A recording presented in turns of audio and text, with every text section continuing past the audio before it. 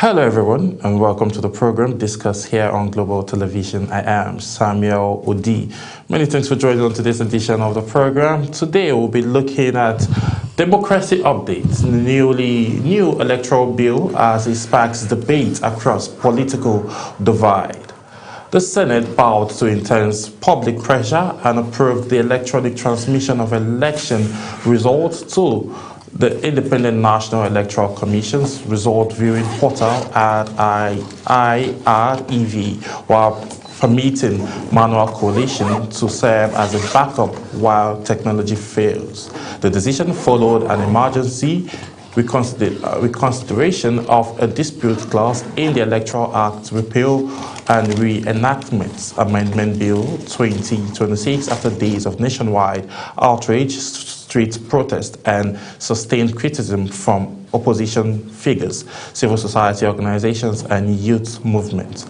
However, the upper chamber stopped short of making electronic transmission compulsory and reject calls for explicit inclusion of real-time upload of results, a key demand by protesters who accuse lawmakers of attempting to weaken electoral safeguards ahead of the 2027 general election. Under the review provision provided, officers at polling units are required to electronically transmit results to the IREV portal after voting and documentation has been completed. The amendment, however, provided that where electronic transmission cannot be carried out due to communication or network challenge, the manual result sheet from EC8A shall become the primary basis for collation and declaration. While putting the motion to a voice note, Senate President Godswill Akpabio urged senators to oppose the amendment to formally challenge it on the floor. So now that's what we saw, and then we also had that the Nigerian Senate has rejected. Yes, talking about that, we had our National Assembly correspondent who was on ground when all of this happened, and then she reports that the National Senate has rejected provisions that would make the electronic transmission of election result mandatory following an emergency sitting here in Abuja. The decision comes amid public outrage and protest over controversial amendment to Electoral Act. Our National Assembly correspondent, Anette Patrick, was on ground, and she gives us more details of what happened at the National Assembly yesterday.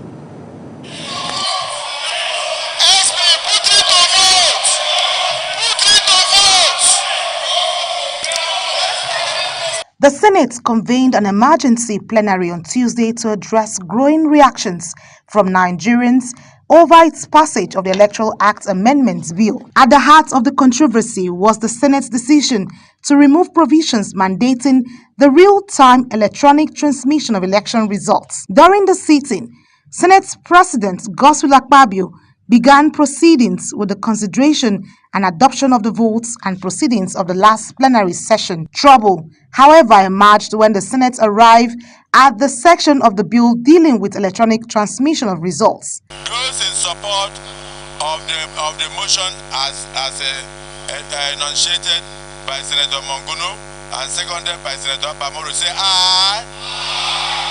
And those again say nay. The ayes have it.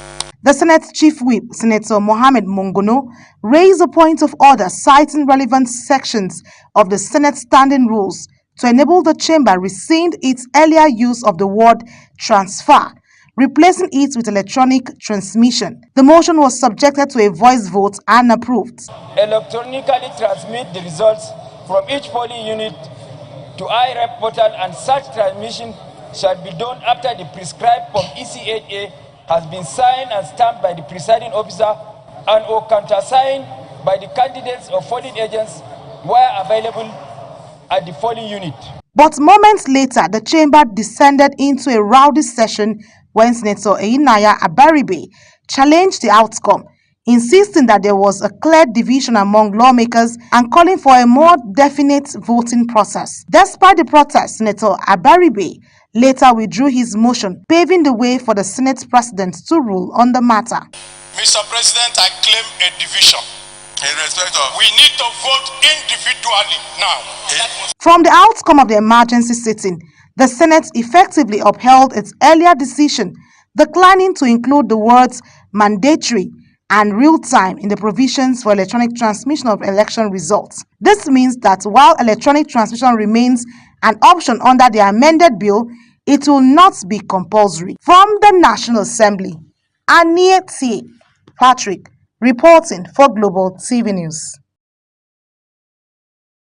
Patrick, for the details of that report based on what happened at the Senate yesterday. But looking at it, to join me have this conversation and, extray what really happened, is someone who has been following this conversation and the electoral reform bill for the longest of time, and he was also on ground during the protest and they want to get to know how the field. Joining me to have this conversation is Comrade James Ezema, a political analyst and also a journalist. Comrade James, good afternoon. Thank you for joining us on Discourse. Yeah, good afternoon. Thank you for having me here. All right, it's always good to have you. And I saw you on ground. I saw you on ground. Yes. So just walk us through this past few days. We saw a brief. Some persons started the protest on Friday and then it escalated on Monday. Yesterday we saw the same as well, which was Tuesday. So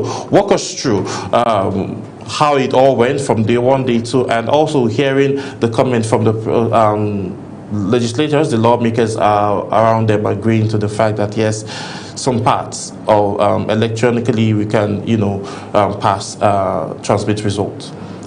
First of all, I think that the Senate reconvened after they understood that there were going to be protests, and the protest was going to be continuous until something was done about the amendment, and they announced the reconvening of the Senate, which was like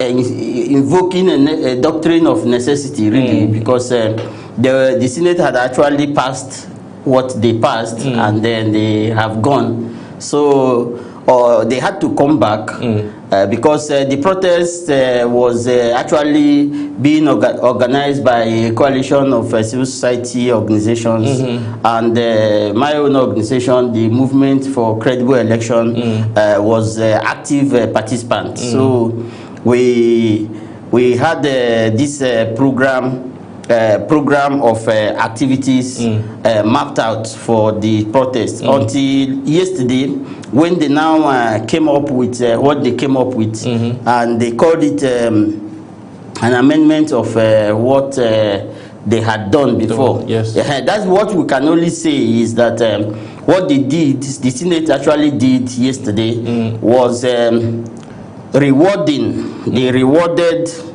used another word, rephrased what they passed, because what they passed earlier is exactly the same thing they passed yesterday. The only difference is that they rewarded it rather than making it the exercise of discretionary power and INEC affair. That is, it's the commission. In the 2022 Electoral Act, is the commission that has the discretionary power, as it was worded in that clause. But what they did yesterday was that they now rephrased it and then gave the discretionary power to the electoral officer. So the officer of INEC on duty is the one that now has the discretionary power to either say that the transmission has failed, because if once the returning officer at the polling unit says the transmission has failed, there is nobody to question him or her. So because he's the one that can tell you that he has failed, the network has failed. Because if he says network has failed, it has failed. And if all of them across the country says network has failed, it has failed. You can see how a sitting Senate told the whole world that in his village that there's no network. There's no network in his village. So you were a sitting governor, and you lived in that village, and throughout the period you lived in that village, there was no network in that village, and then you are proud to even say it, because as a sitting governor in your village is for the fact that that place is your village, all network operators will want to impress you. They will want to come and erect their masts in your village, because this is the village of a governor. Yes. Now, not to mention when you are now a senator, and then the kind of person who you are alone is enough to make these people to make sure that the network within your community is effective. But he said that there's no network. What it means is that an electoral officer, the returning officer at the polling unit in his village, will now tell us that there is no network, and then they are going to revert to the from EC8A to now be the primary, because that word primary is very key. Primary source of evidence. So if you want to actually go to court, it is, you can, whatever is uploaded in the IRF will not matter, because the records of the report of the INEC returning officer is network failure, and that network failed supersedes any other thing any other person is talking about. So they have even made the situation worse, because INEC would have given a general kind of yes, even a general announcement. Oh, there's no network in some places. But now it is the returning officer. So if I'm a returning officer in a particular village, and then the person who is there, a strong juggernaut, a political juggernaut there, now tells me that, oh boy, as you are here, you know how they do them now. So this place, you must tell them that network has failed, so that we can know what we are going to do. And then I agree, or I fail to agree, and they put a gun at my head and say, if you didn't say that network has failed in this village, then you are not living here alive. What do you expect me to do? We saw it happen in the other elections, where some of the ad hoc staff were actually at gunpoint asked to announce a particular result. And then you are now saying that the returning officer is the one that has the powers to decide whether network has failed or not. What you have done is that you have just bastardized the process. You have made the process to look like as if we are children, you know, observing some of these processes. Because I was listening to Senator Waboy this morning when he was trying to analyze the issue. Yes, he tried to paint it and tried to make it look as if what the Senate did was fantastic. But the issue now is, yes, the way he was talking about it is that if the Senate did not say that we cannot do electronic transmission, what we said is that in case if there is a failure. Now, how do you define a failure? Because they have to go to the definition section, the section that defines the words that were used in the Electoral Act, to tell us the definition of network failure. Because if that is not properly defined, you will not, anybody can say that network has failed. What is the definition of your network has failed? Then who verifies to ensure that the returning officer did not collect money from somebody somewhere, and now is not telling them that network has failed? So these are the issues. So they actually messed up the whole thing rather than making it look better. And that is why our organization, the Movement for Credible Election, have said that, look, this process of protest will continue. It will continue until we get that which we are demanding, and that is a mandatory electronic transmission of result. So until we get a mandatory electronic transmission of result written in black and white, I don't think this process of protest will end. So you think, okay, the process, from what you just said, that means the protest is still ongoing? The process is still ongoing, but the momentum will increase because we're now working on a national protest because it seems that the warning protest that means what we saw. No, it's a warning shot. Okay, yes, those were warning protests because we will go from it until we get to where, because once he moved from the conference committee, if the conference committee decide not to adopt what the House of Representatives did, then they are calling for trouble because we are not going to accept what the Senate did, because what the Senate did, it would have been better we left the 2023 Electoral Act unamended than for us to use what the Senate has done to be the Electoral Act amendment that we are going to use for the 2027 election. You see, I don't know why some people are afraid of electronic transmission of results. You know, you remember in 2022, yes, INEC made it very clear when they were debating, because this issue of network failure was one of the key arguments that were presented before INEC. And they said, look, this thing we are doing, the Beavers machine is exactly what we are going to use to snap that from form from ECA 8A. Yes. So now, if we snap it, then if there is no network at that place, what will happen that once they move from that place to a place where there's network, it will drop in the IRF automatically. So the important thing is that if they don't want the real time, if they're having problem with the real time, they can delete the real time. But what we want is a mandatory electronic transmission of results, in the sense that whatsoever is uploaded to the IRF is what we can take to be the authentic result, not the paper that they have mutilated somewhere and they want to upload. Okay, let's look at this other angle. So from what you're saying now, in summary, basically it's that it shows that what Nigerians are asking for, clamoring for, has not yet been passed. The only chamber of the National Assembly that gave Nigerians what they wanted was the House of Representatives. Okay. And you can see that nobody, when the House of Representatives made their own decision known, you saw how people everywhere was quiet, but people were like, okay, let's see what the Senate whether the Senate will concur. But the Senate actually dragged its feud, dragged up to now, almost at 11th hour. That's when they are coming up with their own decision. And then rather than giving us what the people want, they are doing what they think that is what we want.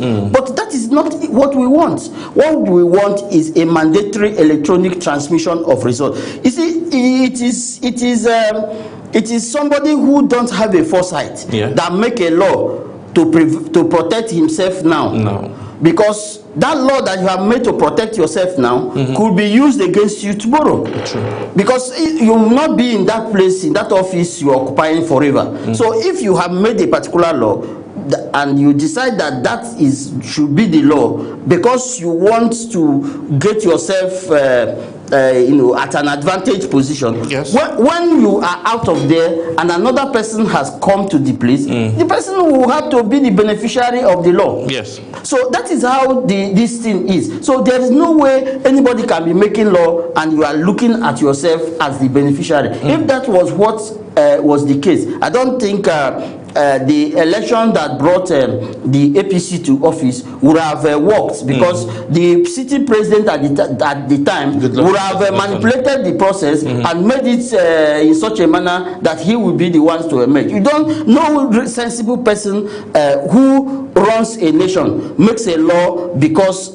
of you want to protect yourself or you want to protect someone else. No, you don't do that. You make law fairly and fearlessly because that is what it should be, and that's in your opinion. Tomorrow, situations may change, circumstances may change, and there may be need to amend those laws. But you cannot be making such laws because you want to protect yourself. Then you don't have a foresight, and you are not a leader. You know, those are the green chambers, like you mentioned, were able to, at least to some extent, grant Nigerians what they were asking for. But looking at this now, you know, the president will need to affix his signature on this bill that has been passed by the Senate, that's Godswill Akpabio and the Senate. Do you think the president should actually go ahead and sign it, given the fact that Nigerians are yet to be satisfied by the bill?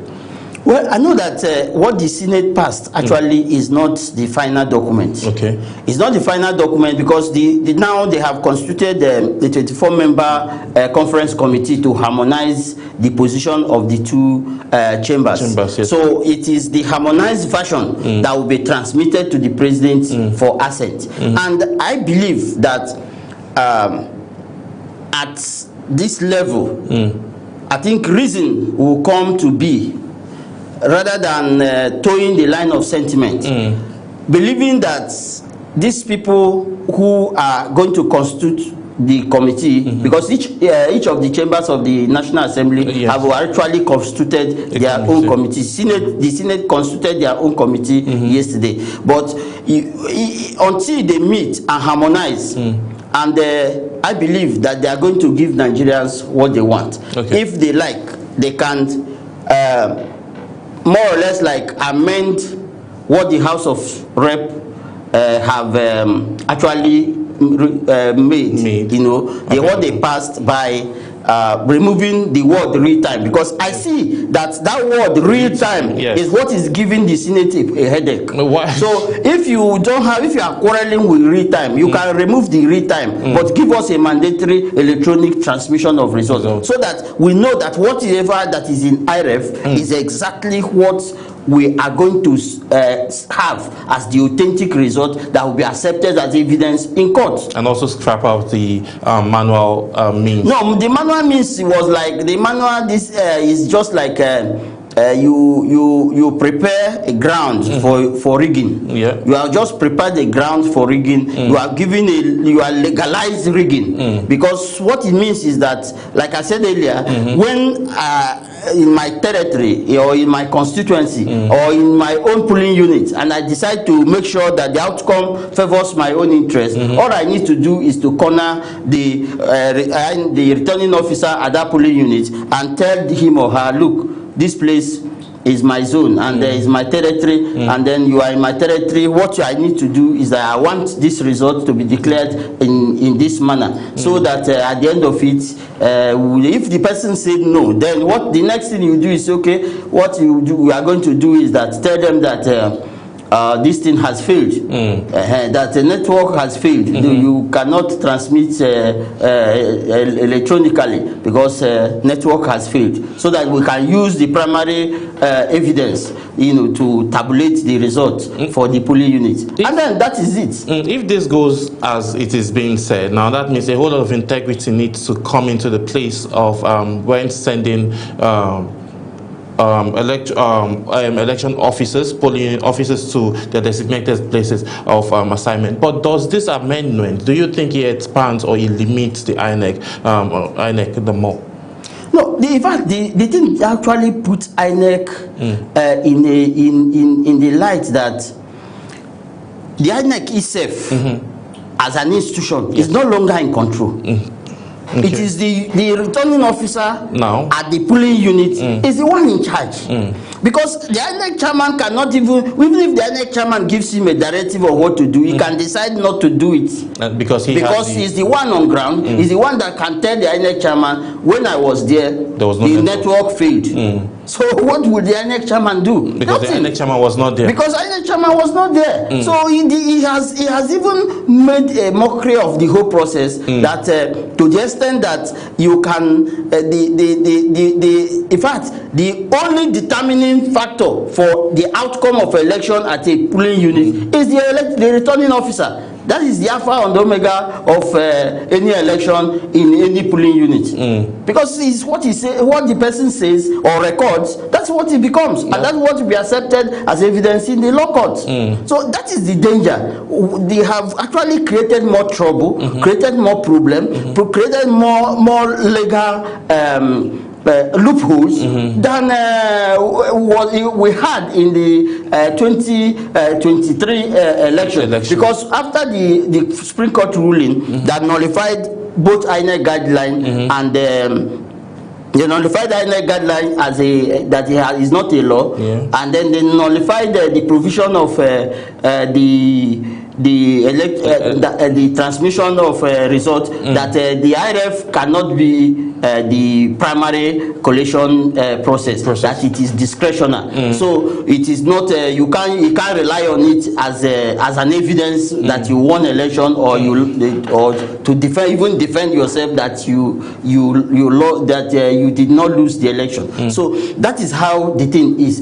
It has this amendment. I just believe that these people at the conference committee of the National Assembly will be reasonable enough to do the right thing and ensure that Nigerians get what they have bargained for. Otherwise, the whole system may eventually collapse, because if at every point in the polling unity across the country, everywhere somebody is saying that the network has failed, then I don't think it's going to be a good thing for Nigeria. What does it keep the faith now of the common man with all of what we are saying, protests here and there? Does it mean will a common Nigerian man still believe in the system? And don't you think this can hamper the effect of voting? People might decide not to come out to go vote, or even that is the challenge. The challenge is that people were demoralized after the 2023 election, because the judgment of the Supreme Court on the especially on the presidential election result, it demoralized a lot of people, because people believe that no, we came out, we voted, we know how we voted, and then this is what you are telling us, and then for them to now say that the electronically transmitted result cannot be is not tenable as an evidence in court, then they have made everybody to now believe that if they can still write the result they want, so why am I going to waste my time? And then that is what is going to happen, and that's why you see across the whole community, across the country, across the states, across everywhere in Nigeria, people are agitating for electronic transmission of results. So why are you afraid to electronically transmit result, which is already recorded? It's not as if you are going to impute anything. It's that which was recorded at the polling unit, just to take a photograph of it and transmit it. What is the problem there? If you, because most of them, they will go is at the collation center, they will now mutilate the figures. We saw the figure that is circulating from Edo, where at the same polling unit, you have 74 changed to 474, because the other party decided to add a figure to their own, so that the thing just add one figure, and then the thing came down and you add the same figure from the 10 units to 100 units. so the same thing they will do if you can bring it from 100 units to 1,000 units, and that is the reading formula they use. So that is the thing. So they leave the other person's the other person's result untouched. They will just inflate their own, and then the thing will come out very clean. Because the words that you are going to write will be few. It's just to write 400 on top of the 34, and that is it. And you have gotten your own side perfected. But while pushing for this amendment bill, do you think they should also be pushing for a form of punishment for electoral malpractices, that if anybody gets caught, indulging in electoral malpractice? Yes, it is part of it. Something that should be in the law. It is part of it, but one thing that we also have to remember is that in 2013, ahead of the 2015 election, the Action Congress of Nigeria actually asked for electronic voting. In fact, it was part of their demand. And now that you are in office, that Nigerians are expecting that you who claim to be a Democrat and a true advocate of true federalism, now you are here and then people want to get the same demand that you have made. But some people within the party are now working, and then you know the irony. The irony is that most of the people who are fronting this anti-electronic transmission of results were people who joined the party.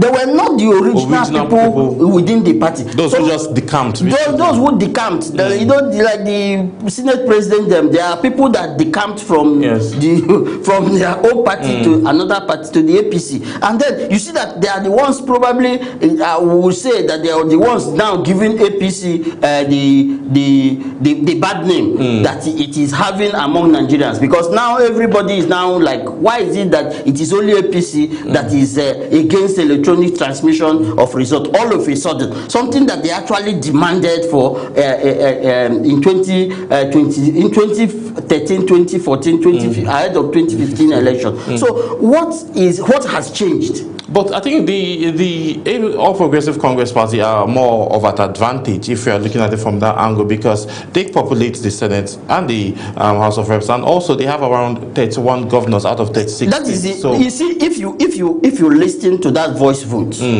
if you listen to that voice vote very well, you will see that even the nay was loud. And that was why Senator Abaribe was saying, look, in this instance, let's vote individually. Yes. Don't use voice vote. You see, when you come to an issue that is as contentious as this, reason will prevail.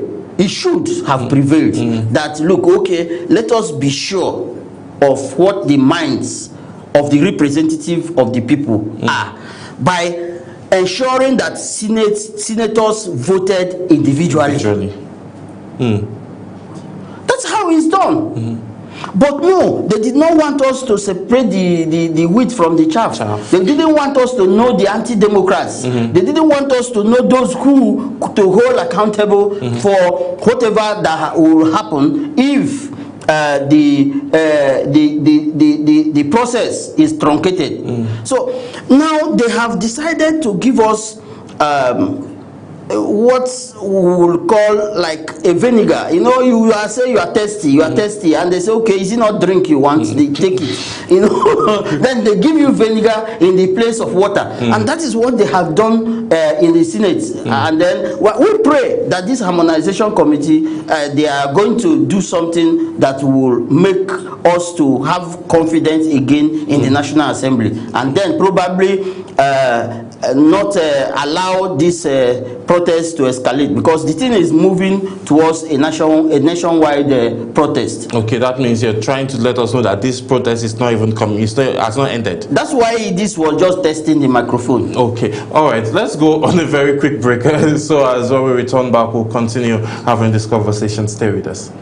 Very good evening and welcome to another exciting edition of Big Talk. Tonight on the program, as always, it's a pleasure to have you.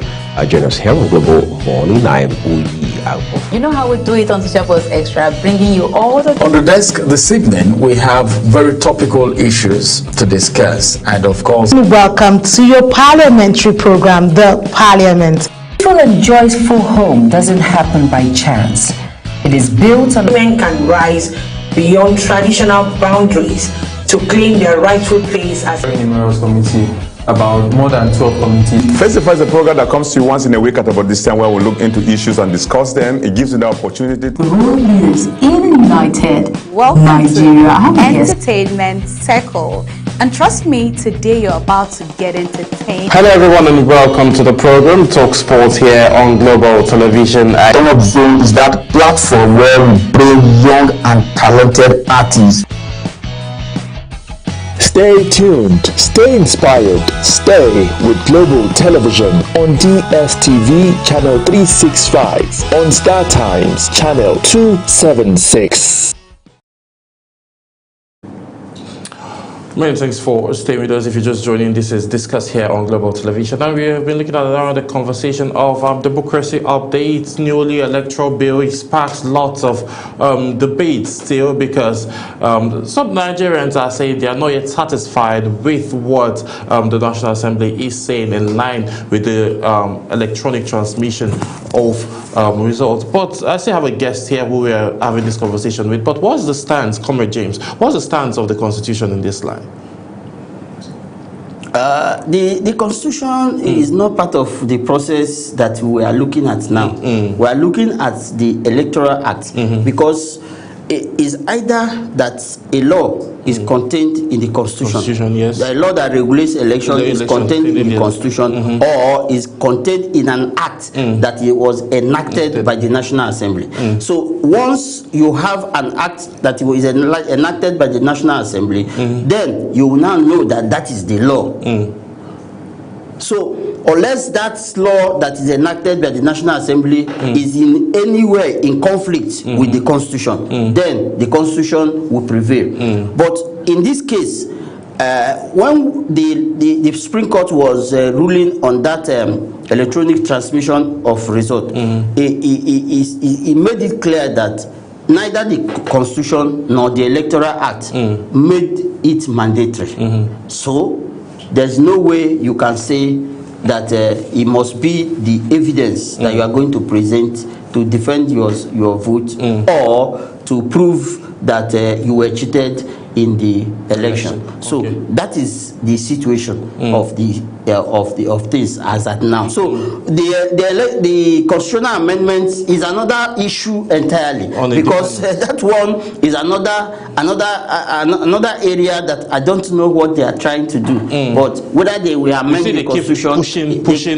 whether they will amend the Constitution at all is another kettle of fish. But now we are more interested in the ongoing amendment of the 2022 Electoral Act, and that is what is our concern. If this lingers like this, and then the president don't get to, append this, and maybe the green chamber and the red chamber don't get to agree, because after this panel is being set, what then would happen? Will we resort back to the 2022 Electoral Act, or of course, or elections should be postponed? No, of course. What we are going to do is that the other danger is that even if we are going this back and forth and this slow motion of the National Assembly gets to the point that INEC now relies on the 2022 Electoral Act to roll out the timetable for election. I am afraid that the president might say that because the electoral timetable has been rolled out, I cannot sign this bill. It is there's nobody who, because nobody will want to say that what he's saying is not correct. So that's why the delay and the foot dragging by the Senate up to this moment, that we are now almost at the time minute, is what we did not like. It was not palatable. But do you think all of these delays happening is deliberate? It's actually deliberate, because see, let me tell you something. When they wanted to pass a budget in 2025, the 2025 budget by December 2024, remember the speed with which they passed the budget. True. You see, when they want to do something, they do it. But once they start foot dragging, that means it's something that will favor the masses. It is something that the masses have interest, or something that the masses are the ones demanding. But if it is something that is being demanded by the executive with the light of speed, the Senate will carry it out. When a letter or a list comes to them for screening of anybody. It does not wait them to 2 minutes. They had done it. Now, when the executive sent the list of ambassador nominees, they just came in, they say, everybody go home. Everything has been done and perfected. They didn't waste time. But these are the where they should have actually asked some of these nominees questions. Try to get them to show that they even understand the kind of job they are being given. So, but what they just said, the years have it, and then they strike the gravel, and everybody goes home. And then now, up to now, those ambassadors have not, many of them have not been posted. I think it's only about 3 or 4 that have been posted among the whole list of ambassadors, up to as we are speaking now. Yes. So the Senate actually is just food dragging, and it's not good for democracy. Okay. Well, looking at it now, we've seen a lot of things happen over the years in this country, in Nigeria, and most recently under this current administration. Record and research has it that we've seen a higher trend of insecurity. Do you think all of this now is what is making people come out, people like yourself come out to propel and push more for this electoral act to be, amended, and a couple of things should be changed and introduced, more majorly around electronic transmission of results? Do you think the high rate of insecurity and some challenges that hunger in the land, that's why we're seeing youths and civil society organizations like this come out to push for amendments like this? Very correct, because you see, insecurity, hunger, no water, no light, no this, know that social amenities are not there, this and that. These are just the after effects, the symptoms, not the real issue. What gives birth to insecurity is the failure of governance. So bad leadership gives rise to corruption, insecurity, abandonment of projects, and things like that. So when you want to meet the yearning of the masses, what you do is that you have to have a transparent process that will bring about good governance. Because if the right people are not in office, you cannot have good governance. You have to have a heart to serve. And when the electorate have identified someone who has a heart to serve them, and they want to enthrone the person, they want the person to become the person to represent them at any level, and then you along the process, because the process is so weak and there are lacunas around the process, it is like when you are traveling from here to Lokoja, Abuja to Lokoja, and then there are mines along the road. There's tendency that you will fall into one of them, and then our electoral processes are laid with mines, and then you see that so many good people who were supposed to actually be the leaders gets consumed along the way, because the process is fraudulent, the process is incoherent, there are ambiguities in the process. It's just like this section of the clause 60 in the Electoral Act that the Senate is now trying to amend. They're now telling us that, oh, you can use electronic transmission, or you use the manual record. Now, if they now made it worse by telling you that the manual record is the primary source of evidence. So what it now means is that if once they use the manual record to make that to enter this thing, and then more or less like an incident form. So look, there was network failure in polling units A, and then as a result, this is the result.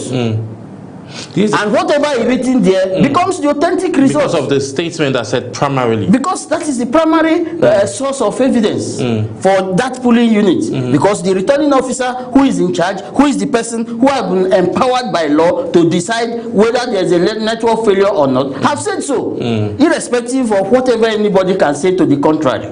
Okay, what can INEC do now? Because last year, during the previous election, 2023, to be specific, to make reference to the returning officer from Abia State, we also all over the social media where she said they came with their threats, they came with their monies, but she stood to declare. How can we have more people like that as, you know, returning officers who will stand to what the people are saying in terms of what role can INEC play now to be able, because that's the biggest elephant in the room, because if the Senate gets to pass this for yes. When we are talking about what the INEC is going to do, you know, the INEC chairman himself is a human being. Of course.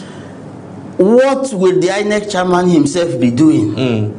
Because, you know, the process even of appointing the chairman of INEC has been a bone of contention. Yes. That it should not be an exclusive reserve of the president to appoint the chairman of a kind of an umpire like INEC. That it should be something that probably they have a collegiate vote of the civil society, the different interest group, political parties, and everybody come together and have delegates that will elect who will become an INEC chairman, and then present that person who gets the highest number of votes amongst them to the president for the appointment. In that manner, I think they would have gotten half of our problems solved.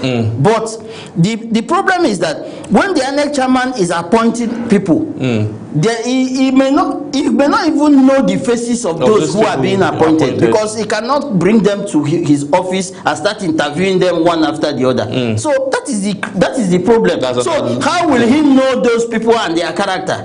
Because some of these people are card-carrying members of political party, but they will hide it and they pretend as if they are not members of the a particular political party. So, and they will come there to take up this job because everybody is hungry. People want to anything that will make them to have some food on the table. They will they can disguise and make sure that they get that job, and that is the in thing now. No matter how short lived that job will be, is something that to be grabbed because of that small money that is going to come. And then some people also take up that job because they know that it is a business time.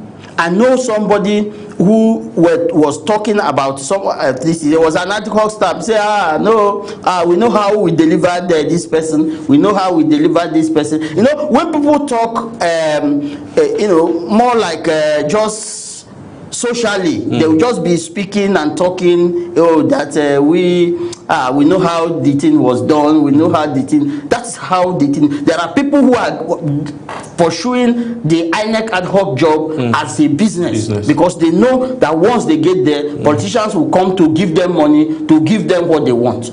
So these are the kind of mix of characters that you will see within because we are talking of the returning officer in Abia State. How many of them do we have? Yes. One of them was even being prosecuted by the former INEC commissioner, Mike Igini. The only INEC commissioner that I can stand and say that if that person is made the chairman of INEC, at all these things we are talking, you don't need any amendment of any law. He will give you a free and fair election because he's the only INEC commissioner that said, look, you rigged an election and you must pay for it.